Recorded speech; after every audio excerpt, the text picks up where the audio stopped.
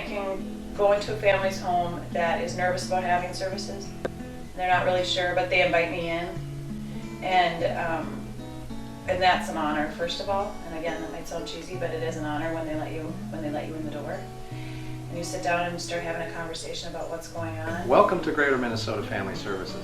I've been asked to talk about our mission, and we have values that support that mission. The mission is really simple. It's a wonderfully simple thing that we've developed many years ago. And it's this. It's going to people's houses to help create homes. It's simple. I think it's very meaningful, and it's what we've always been about, trying to help create homes for our children and our families.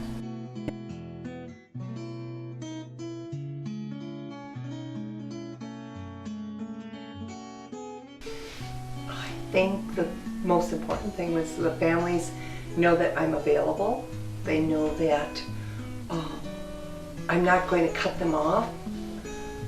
I've taken a teenager to a therapist's office, and I know that they set a timer. Here, you're done, now you go.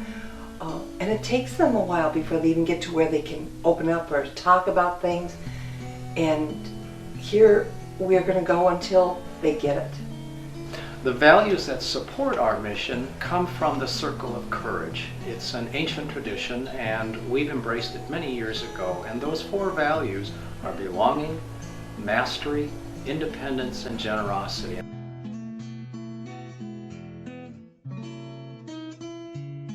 The families where I've seen like the biggest changes and I get the most excited about is where I'm able to do some of that counseling and therapy work with the kids, sometimes with the families, but also like help out with connecting those resources and making, kind of just making that circle all the way around, you know. Our agency as a whole has always tried to help children and families stay together in their homes and in their communities, and that's always been our dream. And how Shelter Care became a part of that dream was to offer children who maybe couldn't be maintained in their home or community a safe, structured environment with nurture. And they could stay there temporarily while we helped them reacquaint themselves with their families and some of the dynamics that are happening in their lives, and hopefully return home successfully and not need a further out-of-home placement.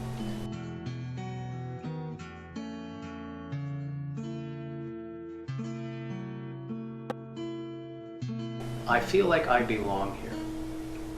That's very important for everybody, for our children, our families, and our staff, to feel like they are welcomed and they belong. I feel like every day I work in the schools in St. Cloud area, and I feel like every day you go there, no matter what you do, you're gonna make a difference with a kid. You're gonna, say hello, you're gonna talk, whether they're having a good day or a bad day, they're gonna see you and they're gonna know you're there for them no matter what. Here we're going to go until they get it. We can be in their home where the problems are the greatest. We can see them where there's their vulnerability. We can know that the parents aren't crazy and they're not making this up. We can see the behaviors firsthand and understand them. I like that. I like when you can come back later and you can see that there's a change. The change comes from the parents. The change comes from the child. I believe that the kids can't really make a total change without the parents making a total change. And I like that part. I like that feeling that you can still be a family. You can have problems and you still can be family. And so we really ask them to let us know what it is that they need, what it is that they find important or beneficial in their lives, and we try to build on those things. We want them to feel welcome. All of the children and families that come to us, we offer our home as a temporary, safe home for them. My favorite time, my favorite moment is when a mom can say, oh my God, you get it. And then the next value is mastery. Every child, every parent, and our staff need to bring their mastery to the table and feel like, I'm good at something. I can do this well. Every child needs to feel that way. So when you set those goals and you achieve it in the end, and when we're done, it's like, woohoo, it's a celebration. You did an awesome job. Awesome, awesome, awesome. And to see them use those skills and to feel good about themselves. And know that they've done it. It's just I've been there as a conduit to help them. It's not me doing it, it's them doing it. If it's a good thing or a bad thing, you're gonna have an impact every day. I want them to take joy in their children. A lot of times there's lots of anger. So I want them to enjoy their children. And I want them to embrace the uniqueness of their children and not try to make them into something that they can't be. So just educating them on maybe some of the disabilities that their child has or some of the challenges that their child has. And when it comes to independence, it's important to teach a child how to become independent, that they have a voice and they're listened to in the family, and they will be able to follow through with things. They learn the value of doing a job and doing it well.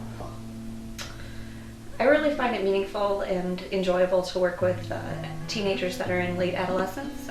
It's a big change of life and transition towards adulthood, which is scary, exciting, a lot of bumps in the road, a lot of search for independence, but still needing the comfort and support of families, but so much trying to break free from that and break into their own lives and break free from social norms.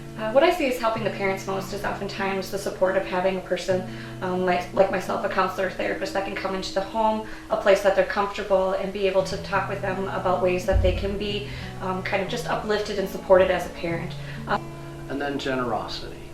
We all need to learn about generosity because giving back is really what I believe, and I think most of us believe, is the ultimate value in life, is to give back to the human race.